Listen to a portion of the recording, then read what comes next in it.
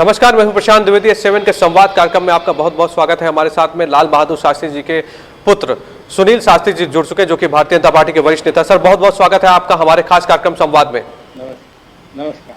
Sir, मेरा पहला सवाल आपसे देखिए कि पूरे विश्व को, क्या पूरे भारत को जिस तरह से कोरोना वायरस जैसी बीमारी आती है और परेशान करती है, और कहीं ना कहीं संपूर्ण कर्फ्यू लगा दिया था। भारत के प्रधानमंत्री ने जिस तरह से इस फैसले को लिया, उसमें कहीं ना कहीं लोगों को एक तरह से तैयार होने का एक मौका मिल गया। कैसे देखते हैं सर आप इस फैसले को? मैं तो ये कहूँगा कि नरेंद्र मोदी जी ने, हमारे प्रधानमंत्री जी ने एक बहुत सही फैसला लिया। उस समय जिस समय उन्होंने हम लोगों को मोटिवेट किया, जनता को पूरा, और कहा कि थाली बजाएं, एक समय खड़े हो जाएं सब लोग और आभार प्रकट करें सब लोगों के लिए। ये बात उन्होंने भावना रखते हैं हमारे सामने कि भाई जब तक हम देश के हर उन लोगों को जो कि इस लड़ाई में हमारा सहयोग देंगे, अगर हम उनको आभार उनके प्रति प्रकट नहीं करेंगे, उनकी जाहिर नहीं करेंगे कि कैसा ज्यादा अच्छा काम कर रहे हैं वो लोग, तो उनका मोटिवेशन कैसे होगा, वो कैसे उनका मनोबल बढ़ेगा। तो इस बात को ध्यान में रखते हुए उन्होंने जनता कर्फ्यू की भी बात की, और जनता कर्फ्यू ने बहुत अच्छा एक सामने रखा हमारे साथ। और मैं समझता हूँ कि उससे पूरे देश की जनता एकजुट हो गई और प्रधानमंत्री के पीछे खड़ी हो गई। और प्रधानमंत्री ने उस समय जो लॉकडाउन वगैरह करना पड़ा उनको, वो इसलिए करना पड़ा कि उन्होंने सोचा जरूर कि क्यों ना हम लोग पहले पूरी तैयारी कर लें इस महामारी के खिलाफ लड़ने के लिए। क्योंकि अगर बिना तैयारी के हम करें और हमारे अस्पतालों में वो मटेरियल ना हो, सामान ना हो जो हमको लड़ने में मदद करेगा, तो कैसे करेंगे। वेंटिलेटर्स वगैरह नहीं थे उस समय। तो इस सब बात को ध्यान में रखते हुए एक बहुत सटीक उन्होंने फैसला लिया, और उस समय हम लोगों ने पूरा देश उनके पीछे खड़ा हुआ, सपोर्ट किया, और लॉकडाउन हमारा बहुत सफलतापूर्वक हुआ। लेकिन उसके बाद धीरे धीरे उन्होंने अनलॉक भी शुरू किया और सब किया, और आज मैं समझता हूँ कि पूरा एक बहुत गंभीर समस्या है ये। कोई आसान समस्या नहीं है ये हम समझ लें कि भाई महीना 2 महीने के लिए है। अभी पता नहीं कितना समय आएगा जब तक वैक्सीन नहीं बन जाएगी, तब जब तक नहीं आएगा। हमारे जो हेल्थ मिनिस्टर हैं, उन्होंने अभी स्वास्थ्य मंत्री डॉक्टर हर्षवर्धन जी ने कहा, पार्लियामेंट में भी कहा जब चला बीच में पार्लियामेंट, कि हम मार्च में के अंत तक हमको लगता है वैक्सीन आ जाएगा। तो वैक्सीनेशन, जब वैक्सीन हमारा बन के आ जाएगा, तब मैं समझता हूँ धीरे से, मैं फिर भी उतना कॉन्फिडेंस नहीं हुआ, आज कहूँगा मैं भरोसे के साथ नहीं कहूँगा, लेकिन फिर भी हम इतना जरूर कह सकते हैं कि हमारे हाथ में कंट्रोल आ जाएगा। एक हमारे अंदर एक जागृति पैदा हो जाएगी, और हम लोग फिर कॉन्फिडेंटली एक पूरे विश्वास के साथ आगे बढ़ सकते हैं और देश को आगे बढ़ाएंगे। अच्छा सर, मुझे बताइए कि जय जवान जय किसान का नारा दिया था शास्त्री जी ने जब भारत के प्रधानमंत्री थे, और जाहिर सी बात है कि किसानों की बात करते थे वो। तो मुझे बताइए कि आप भारतीय जनता पार्टी के वरिष्ठ नेता के तौर पे कैसे देखते हैं इस नारे को, कि इस भारतीय जनता पार्टी की सरकार कैसे इस नारे को और क्या जा रही है, पूरा कर रही है, कैसे देखते हैं आप? नहीं, मैं तो ये कहूँगा कि जय जवान जय किसान का नारा उन्होंने दिया था। मुझे याद है 19 अक्टूबर को, 19 अक्टूबर 1965 में उन्होंने उरवा ब्लॉक हमारे इलाहाबाद जिले का था, जो बाबूजी की कॉन्स्टिट्यूंसी थी, बाबूजी का चुनाव क्षेत्र था जहाँ से वो चुनाव लड़ते थे। तो उसी में उरवा ब्लॉक में उन्होंने इस नारे को दिया था उस समय, जब 1965 की सितंबर के महीने में। और उन्होंने इस भावना को रख दिया था सामने कि देखिए, जवान और किसान के माध्यम से ही हमारी जो देश की जो रीढ़ की हड्डी है वो मजबूत होगी। और हमको जब अपने आप को मजबूत करना है, तो जवानों की जहाँ जय जयकार करेंगे हम, क्योंकि वो हमारी सीमाओं पे रक्षा करते हैं। तो दूसरी जंग, दूसरी लड़ाई जो हमारी भुखमरी के खिलाफ चलती है, जिसमें हमारे अन्न का उत्पादन वगैरह बढ़ाना होगा और करना होगा, देश को सुरक्षित रखना होगा, तो उसके लिए किसान हमारे भाई हैं जो लड़ाई लड़ते हैं। तो उन्होंने दोनों नारे को इसने मिलाया। मेरा तो ये कहना है कि वो एक तरह से गंगा जमुना का मिलन था वो, और गंगा जमुना का मिलन था, और संगम की ओर बढ़ रहे थे। और आगे आकर आप देखें तो हमारे अटल बिहारी वाजपेयी जी ने जय विज्ञान जोड़कर जी जो है सरस्वती नदी का भी विलय गंगा जमुना से कर दिया और आपका संगम हो गया। तो पूरा एक तरह से सही माने में संगम अगर हम माने तो तीनों नदियों का मिलन था। और तीनों नदियों में जवान, किसान और विज्ञान, ये तीनों जवान, किसान और विज्ञान तीनों गंगा, यमुना और सरस्वती नदी का रूप धारण किया है इन लोगों ने। और आज हमारा देश पूर्ण रूप से इस बात को मानता है कि आज इस नारे के बिना हमारा देश आगे नहीं बढ़ सकता। जी और मैं कहूँगा कि आज प्रधानमंत्री हमारे नरेंद्र मोदी जी ने भी इसको आगे बढ़ाया है। और जहाँ वो एक तरफ हमारे जवानों की जय जयकार कर रहे हैं, किसानों की जय जयकार कर रहे हैं, किसानों के लिए जो लड़ाई लड़ना पड़ रहा है लड़ रहे हैं और सरकार तेजी से आगे बढ़ रही है, उधर दूसरी तरफ विज्ञान को भी उन्होंने बहुत ज्यादा महत्व दिया है। और आज इस कोरोना की लड़ाई में तो उन्होंने बहुत ज्यादा वैज्ञानिकों को बल दिया है, मनोबल बढ़ाया है कि भाई आपके ऊपर बहुत बड़ी जिम्मेदारी है देश को एकत्रित रखने की और देश को सुरक्षित रखने की, स्वस्थ रखने की। सबसे बड़ी बात है स्वस्थ रखने की। और इसमें कोई अकेला सिर्फ यही नहीं है, उन्होंने आयुर्वेद को हर मेडिसिन को, हर दवा के क्षेत्र में लोग काम कर रहे हैं, उनको बढ़ावा देने की बात की। अच्छा सर, बिल्कुल ठीक बात आपने कही कि देखिए देश में तीन लोगों की एक अहम भूमिका मानी जाती है। एक किसान हो गया, एक जवान हो गया और विज्ञान हो गया। तो जाहिर तौर पे जो आपका जो ये नारा था वो कहीं ना कहीं कारगर जरूर साबित होता। सर मुझे बताइए कि किसान बिल अभी हाल में आया, विरोधी लगातार आक्रामक हो रहे हैं, वो आक्रमण कर रहे हैं कि किसान विरोधी बिल है, इसको बोल रहे हैं। कैसे देखते हैं सर आप जो जिस तरह से विपक्षी आपके ऊपर हमला बोल रहे हैं भाजपा में? देखिए आज मैं इसको कहूंगा कि कुछ इसमें राजनीति ज्यादा हो रही है जी। और बिना बात की राजनीति, देखिए किसान विरोधी बिल नहीं है ये, किसानों के हक में है। और जहाँ पे आवश्यकता है अगर कोई सुधार लाना होगा तो मुझे पूरा विश्वास है कि हमारे प्रधानमंत्री नरेंद्र मोदी इसमें जरूर लाएंगे। नहीं तो सर जी, राजनीतिकरण नहीं करना चाहिए इसका, बल्कि इस समस्या को हमें मिलजुल कर सुलझाना होगा। अच्छा सर, विपक्षी लगातार ये भी कह रहे हैं कि सरकार जो है कहीं ना कहीं कॉर्पोरेट जगत को बढ़ावा दे रही, जो बड़े बड़े कुछ उद्योगपति हैं उनके हितों पे इस बिल को लाया गया है। लगातार इसको लेकर कहीं ना कहीं प्रदर्शन भी हो रहे हैं। आप देखिए कांग्रेस पार्टी इस समय बहुत आक्रामक है, जिस तरह से वो प्रदर्शन कर रही, कैसे देखते हैं आप सर इसको? नहीं, मैं तो समझता हूँ ये राजनीति कर रहे हैं और कुछ नहीं है। और मेरा तो ये मानना है कि राजनीति से परे हट कर, देखिए देश हित की बात है, किसानों को हमें आगे बढ़ाना है। किसानों को हमने बाद में ये बात हुई कि नहीं कि एमएसपी जो है आपको तो एक है ही नहीं, लेकिन उसमें हमें आज बिक्री की बात थी, उस पर भी देखिए छूट है। आज किसान जाकर कहीं भी बेच सकता है अपना अनाज, तो ऐसा नहीं है। तो उनका उद्देश्य जो है बिल्कुल साफ है, स्पष्ट है कि हमको किसानों को आगे बढ़ाना है, किसानों को सही रास्ते पर चलना है और सही रास्ते पर चलकर उनको हमें देश की उपज बढ़ाकर सेल्फ रिलायंट इंडिया, आत्मनिर्भर भारत बनाना है। और तभी हमारे लिए संभव है कि हम इस लड़ाई का मुकाबला डट कर सकते हैं। सर बिल्कुल ठीक बात है। और देखिए जिस तरह से कोरोना काल एक तरह से चल रहा है, संपूर्ण भारत जिस तरह से संघर्ष कर रहा है, अभी इसकी कोई दवा नहीं बनी है, तो अभी बहुत कुछ सीखना भी बाकी है। और बहुत ही कायदे से अगर देखा जाए तो बहुत ही आपको तरीके से चलना पड़ेगा और बहुत ही आपको सावधान भी रहने की आवश्यकता है। सर भारत के प्रधानमंत्री ने अपने संबोधन में कहा कि अभी हम लोग हाल ही में सुन रहे थे, उन्होंने कहा कि डिजिटल भारत अभियान का जो उन्होंने एक पौधा लगाया था, आज इस कोरोना काल में सर वो बहुत काम आया। कैसे देखते हैं सर आप इस बयान को?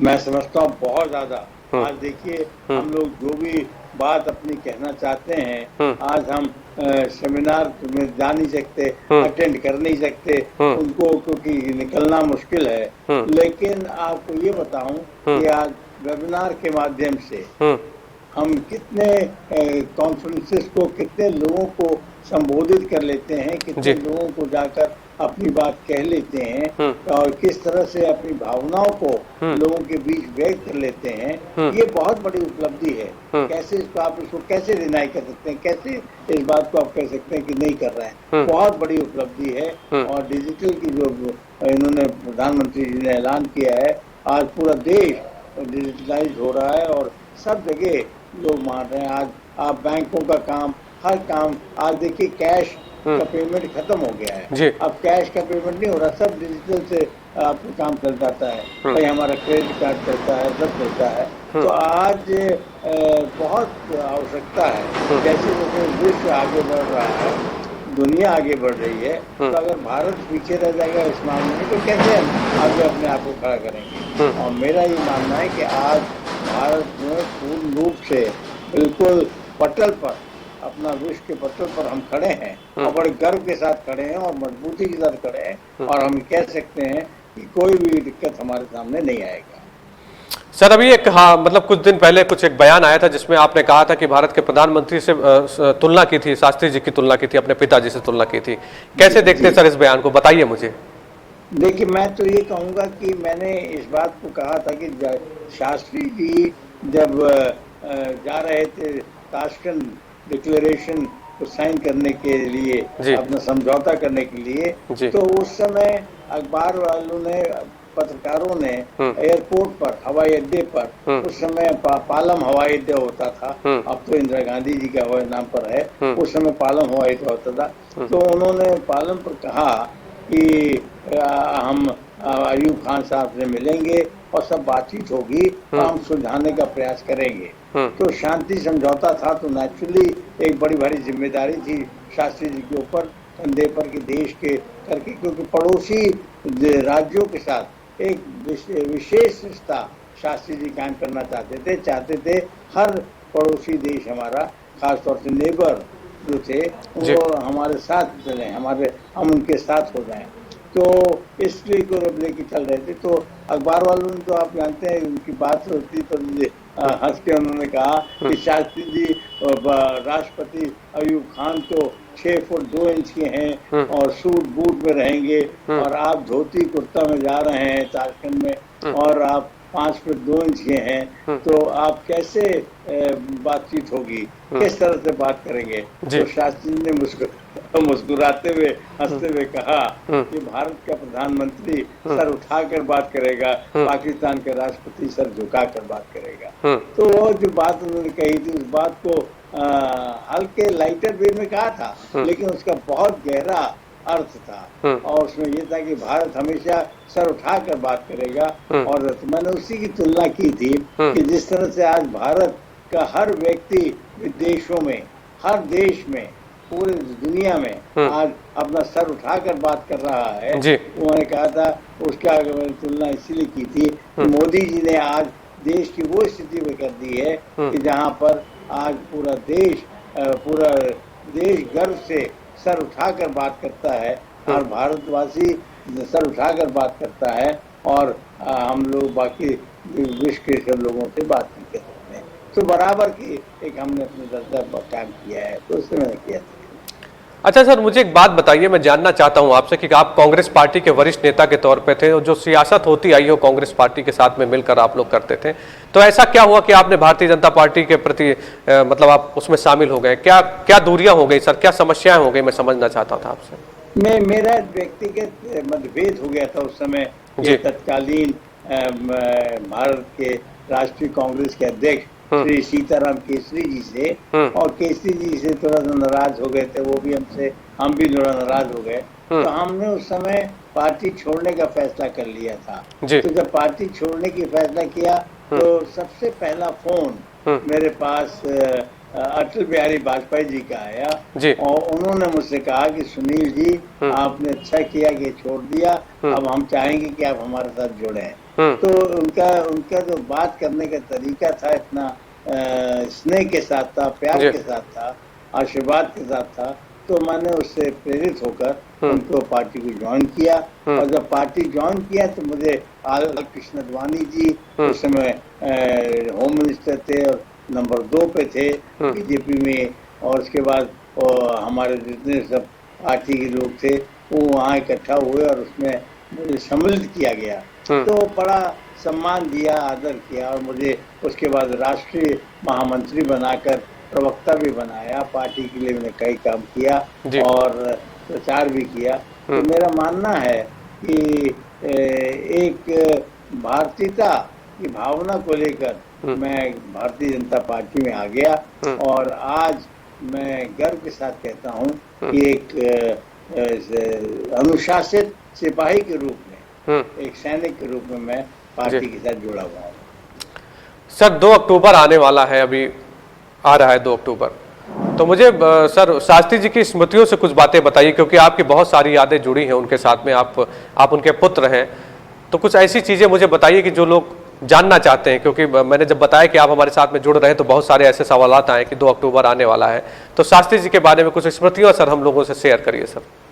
शास्त्री जी की साथ अगर स्मृतियों को मैं जिक्र करने लगूं जी तो प्रशांत जी समय की कमी हो जाएगी जी सर। बहुत बड़ा वही मैंने पुस्तक लिखी हुई है जी सर। उसमें है सब जिक्र, लेकिन मेरा ये मानना है कि शास्त्री जी की सबसे बड़ी उपलब्धि ये थी सादगी, सरलता, उनके अंदर कूट के भरी थी। और यही नहीं, वो एक बड़े भारी नेता थे जो देश को एकजुट रखना चाहते थे और हमेशा भारतीय लोगों से उन्होंने अपने देश के लोगों से मन की बात करी और हमेशा मन, हार्ट टू हार्ट कांटेक्ट जिसको हम कहते हैं, दिल से दिल की संबंध उन्होंने जोड़ा और इसीलिए एक विश्वसनीयता उनके प्रति जागी लोगों के मन में। और शास्त्री जी इसी कारण आज शास्त्री जी बहुत प्रिय है लोगों के बीच में, आज भी हैं, आज नहीं उनको रहे बहुत सालों हो गए, लेकिन फिर भी वो आज हैं। और मेरा ये मानना है, मैं फिर आप इस बात को कहना चाहूँगा, आप कहेंगे कि मैं फिर जोड़ रहा हूँ, लेकिन नरेंद्र मोदी जी के अंदर भी यही खासियत है कि वो विश्वसनीयता उन्होंने देश के लोगों के प्राप्त जो किया है वो शायद कोई और दूसरा नेता नहीं कर पाया, शास्त्री जी ने किया था और उसके बाद मोदी जी ने आज किया है। तो ये एक उपलब्धि है उनकी भी, और मेरा मानना है एक शास्त्री जी की सादगी और सरलता सबसे बड़ी उपलब्धि थी। और शास्त्री जी के अंदर एक सबसे बड़ी बात थी कि उनके अंदर ये होता था, मुझे याद है एक छोटी सी घटना, जब मैं स्कूल में पढ़ता था और प्रधानमंत्री थे, 10वीं कक्षा में था, तो हम एक दिन मैंने अपने भाइयों से कहा, अनिल भाई से, अशोक से, सबसे कि क्या है ये बाबूजी, हम लोग उसे बात ही नहीं कर पाते, इतने आते हैं, देर में आते हैं, दफ्तर से देर से ऑफिस से आते हैं, तो उनसे पूछना चाहिए। तो सब ने कहा नहीं हम लोग तो नहीं बात कर पाएंगे, तुम करना चाहो तो कर लो। तो मेरे अंदर थोड़ी सी ज्यादा हिम्मत थी, तो मैंने जाकर बाबूजी के पास सीधा पहुंच गया कमरे में, स्कूल जा रहा था तो सुबह उनके कमरे में गया, जब अंदर गया तो वो फाइल देख रहे थे, सुबह सरकारी फाइलें देख रहे थे। तो मुझे याद है कि उन्होंने चश्मा ऐसे नीचे किया और नीचे करके मुझे देखा और देख कर कहा कि सुनील बड़े नाराज लग रहे हो तुम, क्या बात है बेटा? तो मैंने कहा कि बाबूजी आप ऐसे बस यही पूछना है कि आप हम लोगों के बारे में पूछते ही नहीं कि सुनील तुम्हारी पढ़ाई लिखाई कैसी चल रही है, तुम आजकल क्या कर रहे हो? तो बाबूजी ने उत्तर दिया कि सुनील तुम समझदार हो, तुम इंटेलिजेंट हो, जानते हो तुम इस देश के लोगों ने मुझे एक ऐसे पौधे पर बैठा दिया है, ऐसे पद पर बैठा दिया है, प्रधानमंत्री बना दिया है, वजीर आजम बना दिया है, प्राइम मिनिस्टर बना दिया है, जहाँ से मेरा जिम्मेदारी केवल तुम 4 लड़कों 2 लड़कियों तक सीमित नहीं है, बल्कि पूरा देश एक मेरा बड़ा विशाल परिवार है और उसकी देख रेख करना मेरा फर्ज और कर्तव्य है। तो ये बाबूजी की बात इतनी ज्यादा बड़ी थी, उनके बड़ा गहरा असर उसने मुझ पर किया और मैं घंटों कमरे में आके रोआ, स्कूल नहीं गया उस दिन, घंटों घर में आके कमरे में रोआ और मैं सोचा कि मैंने बहुत बड़ी गलती की बाबूजी से ऐसा सवाल पूछकर।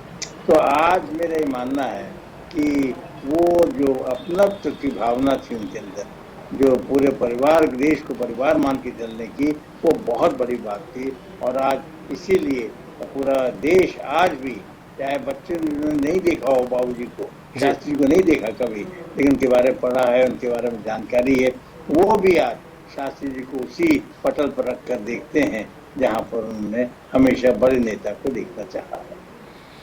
सर मेरा अंतिम सवाल आपसे, जाहिर सी बात है कि आप लाल बहादुर शास्त्री जी के बेटे हैं और बहुत सारे आपने उनके फैसले देखे होंगे, कड़े फैसले, इसमें भारत को आगे बढ़ता हुआ आपने देखा होगा, अपनी आंखों से आपने देखा होगा।